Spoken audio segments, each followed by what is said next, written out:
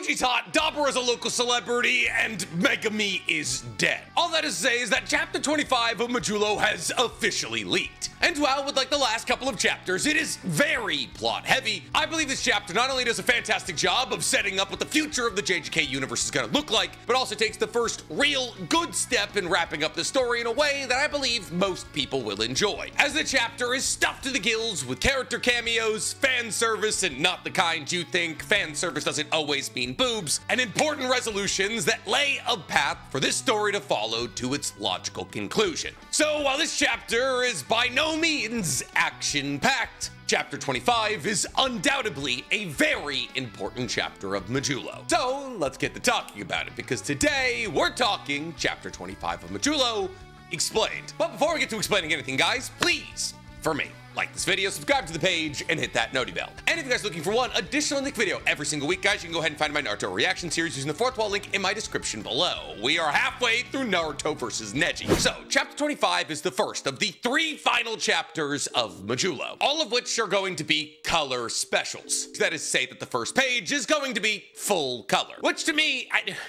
I don't know, feels like a misnomer. Like, oh, it's a color special, and then 1 out of the 22 pages is in color. Anyway, it's a color page that we do get before the double spread color pages that we get that just show all the Samrians and all of the humans that have been introduced over the course of Majulo. Technically counts as like page 2 and 3 is Yuji walking into Nobara's house holding baby Panda. Now we know the last chapter, chapter 24, ended with Yuji walking into the Gojo family storehouse and yoinking Panda senpai. Now Panda, as he had 2 out of the 3 souls in his body destroyed by the end of JJK's story, was kind of put into a low power mode. A low power mode that he would seemingly never be able to crawl out of on account of the fact that Principal Yaga was killed. And, well, yes, Principal Yaga at the end of his life did tell Gentetsu-sai, I believe that's the Kyoto principal. Gakuganji, Gentetsu-sai's from Hell's Paradise. Anyways, at the end of Principal Yaga's life, he did tell Gakuganji how to make a viable cursed corpse, as a kind of final to the Jujutsu higher-ups. See, because the knowledge of how to make a viable cursed corpse is, in itself, a curse, as any person who has knowledge of how to accomplish that feat will be relentlessly pursued by the Jujutsu higher-ups to get that information out of them. Now, does this mean that Gakuganji went to Panda and fixed them up using this information?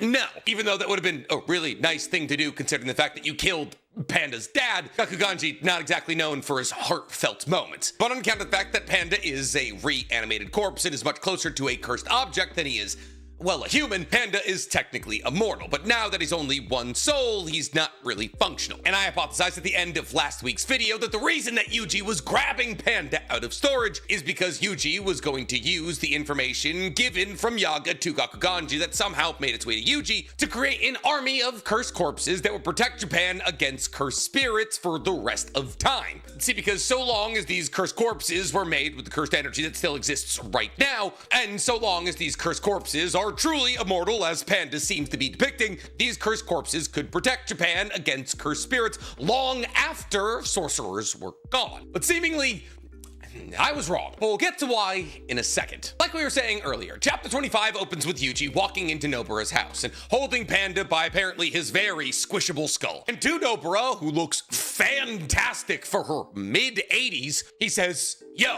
to which Nobara says, "You suddenly disappear without any warning, and all you have to say to me is yo?" After which Yuji apologizes. We then get the double spread, which, while gorgeous, is just kind of cover art. And on the 4th page of the chapter, we cut away from Yuji and Nobara and pop it up to the Samrians, who are voting on what they should do with the Kalyans. Now, for those of you who don't remember, the Samrians, or I guess, well, now it's just the Lunar Tribesmen, were trying to figure out in the last chapter what to do with the Kalyan, because the Samrians and the Kalyan of future generations will no longer share the same soul color. And it was discovered over the course of the last couple of chapters that the only reason that the Kalyan did not attack members of the Lunar Tribe is because the souls of the Kalyan and the souls of the Lunar Tribesmen were the same color. However, in order to ensure that future generations of Samrians did not conflate cursed spirits with the Kalyans, Maru scattered everybody's soul colors, meaning that Kalyans, a holy being in the Lunar Tribe, will attack future generations of Lunar Tribesmen. And therefore, the Lunar Tribe High Council was trying to figure out as to whether or not they should cull the Kalyans, try and live beside them, or treat them like livestock. And apparently in chapter 25, they've come to a unanimous decision, which is that they'll live alongside the Kalyans. Now, this decision seems spearheaded by the Kurt Cobain Samrian, whose name I refuse to remember. Seems to be the leader of the ideology that the reason that the members of the Luma tribe live alongside the Kalyans is not just because they don't attack them and because they can hear their voices. No, the reason that they live alongside the Kalyans is because that's their world and the life that they've always led. And therefore, no matter what the future holds, they will do everything in their power to not strip the Kalyans of their dignity. Now, it's at this point that the Kurt Cobain Samrian, whose name I actually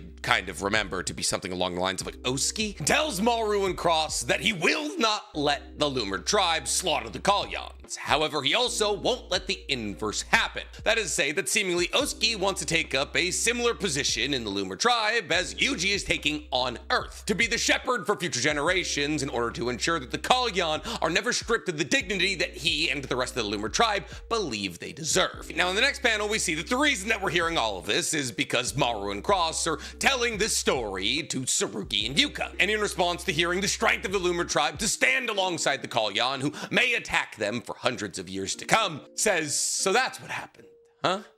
The Luma tribesmen are truly incredible." And in response to this, Cross says, "I had prepared myself for the worst, even the death penalty, but it seems as though everybody was on the same page as us." But in this moment, both Maru and Cross think about how, even though everybody was on the same page as them, they were still scolded fiercely. But after this thought, Maru chimes in and says, "But the Kalyans, family." We then seemingly get to the destination where these four are hiking to, which is the Gojo family stronghold, where we see Yuka and Tsurugi sitting in front of their mother, Mifuyu, who's scolding Yuka and Tsurugi about their reckless decision-making, as she yells at Yuka and says, "You ignored your illness until the last second. You accepted a duel without thinking about the consequences, and the both of you went to Tokyo without permission to fight aliens. It's not just the case of, well, all's well that ends well. You need to reflect on your decisions." And as she gets up and leaves the room, Yuka and Tsurugi sit in silent reflection. But as she walks down the hallway, only visible through the paper doors as a silhouette, she tells them, "The two of you, I'm so proud of you. I'm so happy that I was the person who birthed you into this world. Both my father and mother-in-law," in reference to Yuta and Maki, "and that person as well would all be proud." Now, as to who that person is, we can't say. There's a possibility that it's Iori, who is Yuka and Tsurugi's father, who left the Gojo clan and abandoned the two children after seemingly only having children with their mother until eventually a 10 Shadows user was born. This could also maybe be a reference to Gojo, but it's probably Iori, their father. But anyways, as their mother continues down the hall, she says, "But please, stop making me worry." And as she continues her way down the hallway with a sly smile on his face, Tsurugi says, "Yeah, because family matters most, right?" Now on the next page, we see Yuka and Tsurugi leaving their clan's household. And Yuka's elbowing Tsurugi saying, "You're so honest, aren't you?" And he says, "Shut up, don't touch me," clearly embarrassed about having a heartfelt moment with his mother. We then cut back to Yuji and Nobura's conversation. As he tells Nobura, "I was scared. My friends were dying, but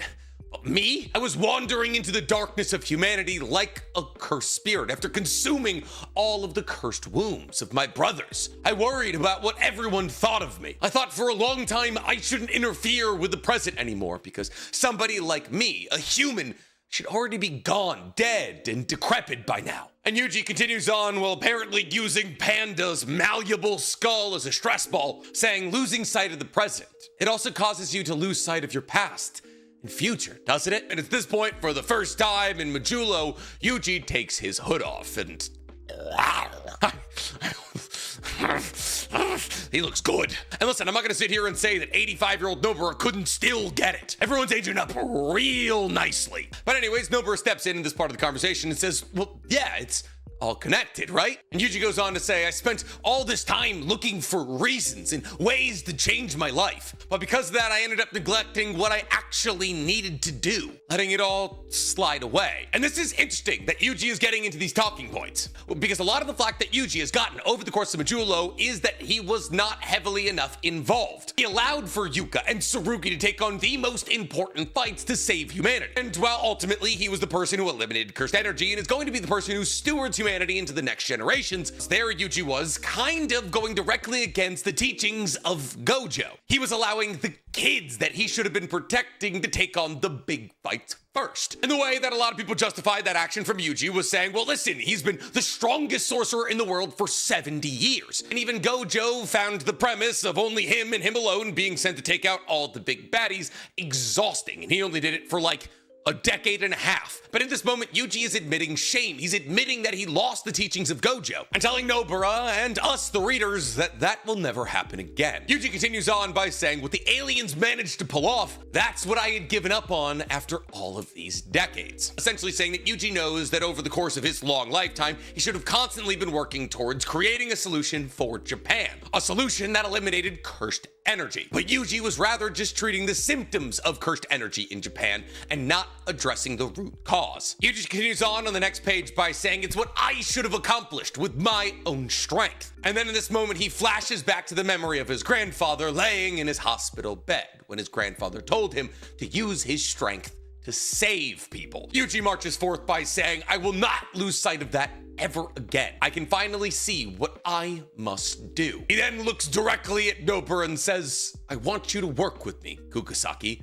to which she says, sounds good to me, with a smile across her face. Now it's this point that Panda hops in and says, and just like that, the reason that I was brought here specifically to ensure that this conversation wasn't awkward becomes irrelevant immediately, huh? Which, immediately invalidates my idea of a Curse Corpse army. So the answer to the question of why Curse Corpses were introduced in the first place is still just so that we could make Panda. Oh, and so we could make Yaga a tortured character that we kill non-ceremoniously. Now this interjection from Panda prompts a response from Nobara, who says, wait, Panda Senpai, you can still talk? To which Panda responds to by saying, only a little bit, but I'm in great shape today. Yuji then doesn't capitalize on this rare opportunity to talk to one of his oldest friends and says, anyways, since there won't be any new Jujutsu sorcerers being born from this moment onwards, it'll just be me, you, and Toto trying to figure everything out. And the way that Nobara responds is slightly confusing, but this is kind of something that happens whenever Yuji and Nobara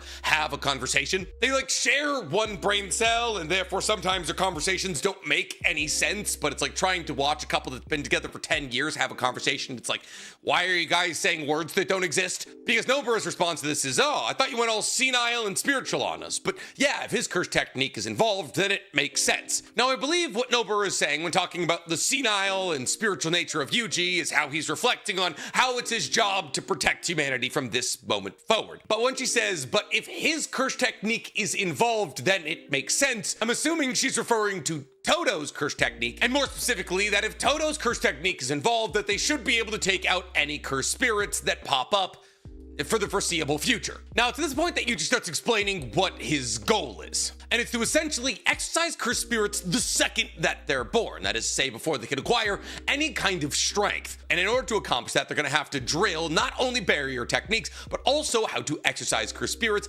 into this current generation of sorcerers. But I can't necessarily see how that solves the problem. Obviously, yes, if you make the current sorcerers better at curse techniques and barriers, they're gonna inherently be better at killing cursed spirits. And then if you take the combined forces of Toto's Boogie Woogie, Nobara's resonance, and Yuji's and everything, they should be able to jump to the locations of cursed spirits and kill them rather quickly. However, that plan only works for as long as Toto and Nobara are still alive, which is 10 years max. And even if they drill barrier techniques and exorcism abilities into the current sorcerers, still struggle to see how that is a long-term solution, on account of the fact that those current sorcerers are only going to be around for max another 70 years. And in response to the beginning of Yuji's plan, Nobara says those barrier techniques are based off Master Tengen's, right? If that's the case, then those barriers may actually be sustainable. Now, what I can ascertain from this response from Nobara is that she's saying that the barrier techniques that they are going to drill into this current generation of sorcerers are going to be based off the barrier techniques that they learned or at least gleaned from Master Tengen. And considering the fact that Tengen's barriers persisted across all of Japan even after Tengen's death by simply placing Tengen/Sukuna's remains in the Star Room, that even without continued input from sorcerers, that the barriers erected in this generation should maintain their power all across Japan, maybe forever. Yuji then continues on the next page, saying, furthermore, we need to hunt down those who have heavenly restriction. We need to identify their familial lineages and figure out if heavenly restriction is something that runs in their bloodline. And if we're able to identify that certain families produce more people with heavenly restriction, we need to actively recruit those families into our numbers of fighting against the cursed spirits. See, because even though cursed energy is going to disappear, those born without any cursed energy will still remain. And while their hit rate is still going to be incredibly low, considering the fact that only a handful of cursed spirits will be made every single year, you don't need that many people with heavenly restriction. However, I can see one problem with this idea, which is that it was told to us in Majulo just a couple of chapters ago that the strength of those undergoing heavenly restriction is directly proportional to how much cursed energy they would have had if they hadn't had none. That is to say that the strongest heavenly restriction users had a capacity for a mass amount of cursed energy usage. This is why the strongest heavenly restriction users we've ever seen have come from the Zenin clan, one of the royal clans of Jujutsu. However, if moving forward, no one has the capacity for a high amount of cursed energy, and those who undergo complete heavenly restriction probably won't be all that strong, but maybe they don't need to be. Yuji then continues on by saying the next step is creating and managing cursed tools, which should be possible with the cooperation of the 3 royal families. Now, this is presumably because cursed spirits need to be exercised with cursed energy, and therefore heavenly restriction users, as strong as they may be and as fast as they may be, aren't able to exercise cursed spirits unless they have a cursed tool. And just because cursed energy users aren't going to be born anymore, that doesn't mean that the cursed energy already in cursed tools is just going to up and disappear. And therefore, by having a constant supply of cursed tools for the heavenly restriction users to use, they'll still be able to exercise cursed spirits. But it's at this point that Yuji gets to the final part of his plan, which is supposedly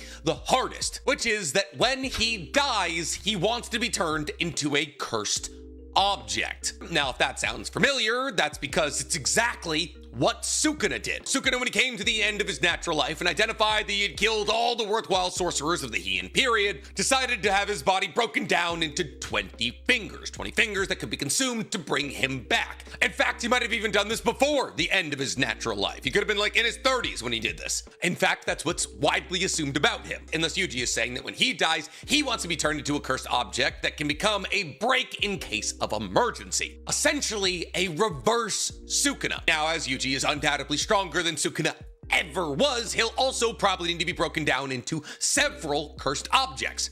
However, the question becomes, does anybody know how to do that? See, Kenjaku knew how to do that, and that was kind of like Kenjaku's secret ability, but we've never seen anybody else turn a human into a cursed object. And while more likely than not, either Yuji or Nobara or Todo or the combined forces of all of them are just going to figure out how to do that down the line, I'd like to remind all of you that either Geto or Kenjaku, and most likely Kenjaku, was brought back to life at the end of JJK by Takaba. And while I've learned my lesson after last chapter, when I thought, oh hey, we're gonna address why cursed corpses were introduced in the first place, boy oh boy, do I think it would be cool if we addressed the gigantic elephant in the corner that Kenjaku was brought back to life by the comedian. But if I'm being real, that's overly optimistic. I'll make a video about it. It'll come out after this one, but still optimistic. Now, the idea of Yuji being turned into a cursed object prompts an accidental laugh out of Nobara, but he assures her that it might be sustainable. Yuji goes on to say, even if Tokyo is reconstructed for the next 200 or 300 years, so long as I'm doing all right, the damage from cursed spirits should be suppressed to almost zero. After that, if the various things we leave behind remain, that is to say the cursed tools, those with heavenly restriction, and the barriers, maybe we can create a myth about safety that lasts. Now, obviously, Yuji is referring to the fact that the greater perception of what reality is warps cursed energy. When the Jujutsu world came out and said, hey, cursed energy and cursed spirits exist, but they only exist in Tokyo, the greater unconscious of the entirety of Japan and the rest of the world made it so cursed spirits only appeared in Tokyo. And therefore, Yuji is essentially saying, if we spend 200 to 300 years disseminating the lie that cursed spirits no longer exist, there's a fair decent possibility that cursed spirits will simply cease to exist. But Yuji continues on, there's no way for us to know for sure. I mean, aliens showed up. Who knows what the future could hold? Plus, in 100 or so years after I'm gone, if cursed spirits do pop back up and they need me, they can always eat me. Now, Nobara retorts here by saying, let's hope in the future their sense of hygiene is nearly as bad as yours. I mean, who willingly consumes a corpse? Besides, who knows how to become a cursed object in the first place? But Yuji, with the widest grin we've seen on his face since season 1 of JJK, says, that's the beauty. We get to work on it together. To which, while sighing, Nobara responds to by saying, if only Fushiguro was here. Now, this seems to confirm the fact that Megumi is dead, or like somewhere really far away. But if he was somewhere really far away and didn't come back when he heard that Japan was being threatened not only by aliens, but also Mahoraga, that'd be kind of wild. It also makes sense that he's dead, considering the fact that Yuka is a 10 Shadows user, and so far as we know, there can't be 2 10 Shadows users existing simultaneously. So Megumi's probably been dead for like 16 years. Minimum. But this is kind of the first public acknowledgement that he's not around, so kind of confirmation to us that Megumi is dead, alongside his potential. And in the same vein of season 1 of JJK, on the next page we see Usami and Jaburama playing catch, as Usami is telling Jaburama that just some seconds ago it was confirmed that all cursed spirits in Tokyo have been eradicated. That fact alone is enough to be persuasive. In response to which, Jaburama says, indeed, but just to be safe. Usami then cuts him off and says, I asked for the matter of sorcerers no longer being born in Japan to be held as a secret for a little while. There are still parts of the mothership's Muru that are usable, but, and it's this point that Jaburama does the cutting off as he says, without cursed energy, Muru is kind of a weak bargaining chip, isn't it? Even so, Usami continues on by saying, the energy crisis that the Earth is currently facing will see significant stride forward in the next couple of decades. That is to say, it seems though Jaburama and the Samrians are going to use the Muru that they brought from Samaria in combination with the Earth's cursed energy to try and make a renewable energy source. Now, unfortunately, that renewable energy source will only last, well, until this current generation dies, but they have a couple of decades to figure out how to make that renewable energy source viable for the future generations. Jaburama then says, unfortunately, I feel as though the demerits of cursed energy and sorcerers disappearing will outweigh the merits of cursed spirits disappearing for future generations, and that those negatives will be exploited and used against us, the Samrians. See, because eventually the eradication of sorcerers and cursed spirits and cursed energy will be tied back to the Samrians at some point. But Usami tries to put Jaburama's nerves at ease as he tells him, don't worry, I'll make the first move. And it's this point that we see Usami recalling a conversation he had with Yuji, where he's telling Usami to blame everything on him, telling him that Maru did nothing more than following his orders, and that he should report that and that alone to the higher-ups, and if they have any other questions, well, they can call him. Jaburama then vaguely references to something saying, is it in regard to that matter? As in, Jaburama's trying to see what Usami's first move is going to be, or even see if he's done it already. But Usami then lets Jaburama know, no,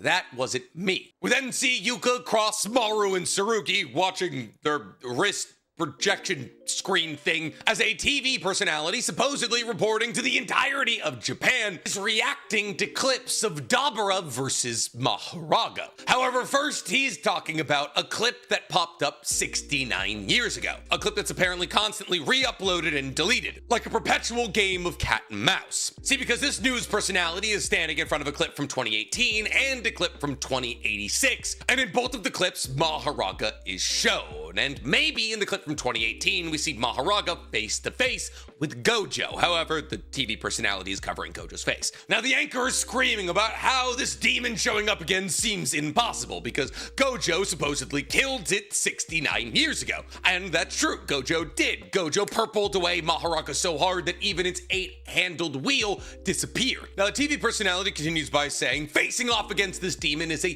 3-eyed sorcerer, who apparently, according to some sources, traveled from a planet called Samaria hundreds of millions of light years away. But why is this alien fighting a curse that fought against one of the most historic sorcerers of all time 69 years ago? Well, because this alien is a good alien. He fought the demon in our place. I have all the respect in the world for him. I can't wait for the day when we finally meet. And thus seemingly Japan's feelings towards the Samrians are already being manipulated, as the recorded fight of the battle between Mahoraga and Dabura is being used to peddle the Samrians as good guy saviors. But who recorded this fight, you ask? Well, none other than Wee. See, for those of you who don't remember, before Dabura started fighting against Maharaga, Wee showed up, dressed as an elderly version of Mei with 3 children that look like Mei, Wee, and then something in the middle. Now, Wee is the new head of the new Shadow-style school, and we see Wee sitting with the 3 children that were with them when they introduced themselves to Dabura, watching this news report. And thus, seemingly, it is Wee who is in charge of swaying the Japanese populace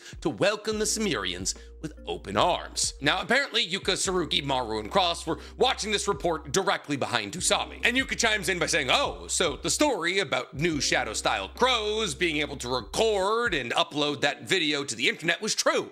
And clearly this has pissed Usami off, as Wee in the new Shadow-style school didn't ask for permission to disseminate this information. But clearly it was a gamble that worked. And after it's been revealed, the Samrians are now chill with the Japanese population, Tsurugi walks up to Usumi and says, why are we playing catch today? To which Usami responds to saying, well, listen, playing catch probably seems boring when you're a kid. When you're an adult, playing catch is the perfect amount of exercise to wake up a sluggish body. And while you wake up this body, you share in conversation with the person you're playing with.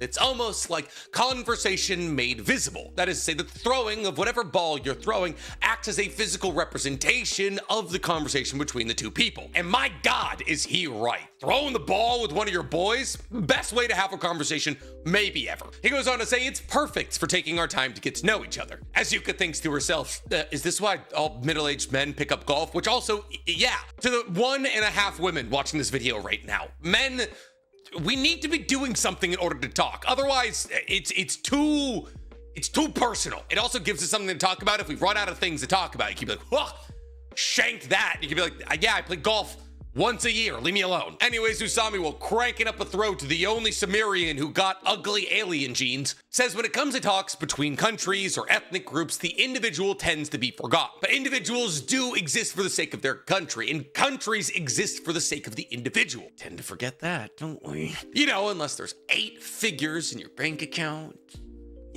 What government could I be talking about? And now we're bombing poor people because a couple of those people with 8 to 10 figures in their bank account can't admit that they like underage kids. And it's fine. The country we're bombing has only been prepping for war for 20 years and knows to target data centers and shut down important trade routes to cripple the economies of some of our key allies who are the biggest investors in the Ponzi scheme that's currently holding up the American economy, AI. And so when their economies are disrupted by a war that is touching every single country in the Middle East, the AI bubble bursts in America and the economy collapses, all because the president and his cronies can't admit they were on an island. What happened there? Anyways, Usami says we tend to forget such things. And as we see all the main characters Majulo playing catch, Usami says we should value the time we have together and really think and put our heads together. As Maru and Cross play catch, they think our technique is chaos and harmony. That's why it's so difficult to understand, right? A bright future and happiness for each and everyone. Everyone wishes and pursues this, even if someone in that process gets hurt. Even so, I hope that one is able to wish for others' happiness as much as they wish for their own. And then Maru, with a smile on his face, requests of everyone, tell me more.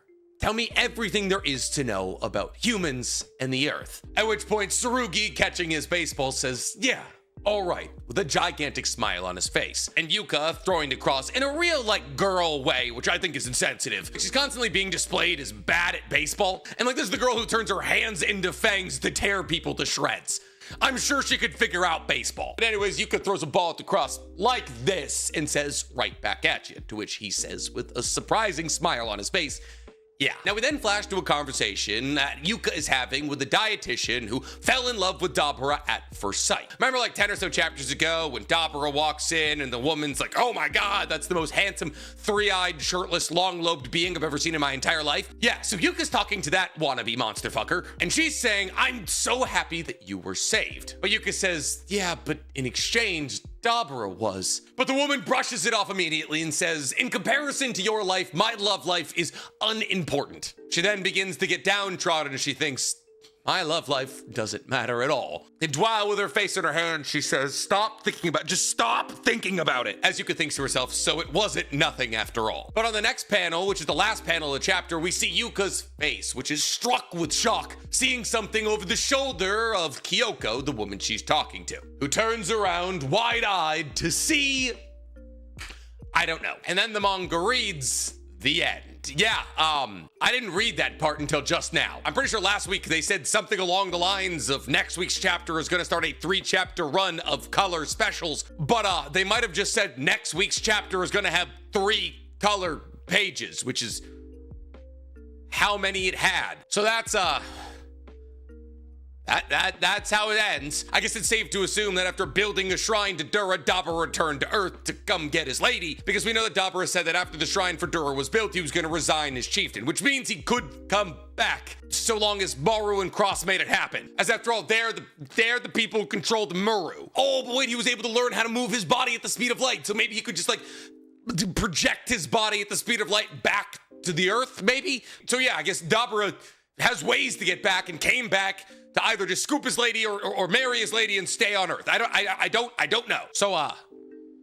So there's gonna be no Kenjaku reveal. But at the end of the chapter gives us an editor note that says, thank you for these past 6 months. Please look forward to the next work by Akami Sensei, that's Gege, and Iwasaki Sensei, that's the guy who was doing all the artwork. Volume 3 of the comic is for sale on June 1st, which is like 3 months from now. But yeah, That's the end of Majulo, I guess. I think I need to do a separate video to talk about how I feel about the story as a whole, because that caught me off guard. I'll probably do an entire video talking about all the plot threads that Majulo left open and all the ones that it closed. And instead of the Kenjaku theory video, which now doesn't make any sense to make, that'll be the next one. So I guess still hit the noti bell. And tell me in the comments below if this being the final chapter of Majulo caught you off guard. And if you wanted more out of Majulo, or you feel as though it was a satisfactory end to a good story. While you're down there, hit the like button, subscribe, and noti bell, and I'm gonna go collect my thoughts.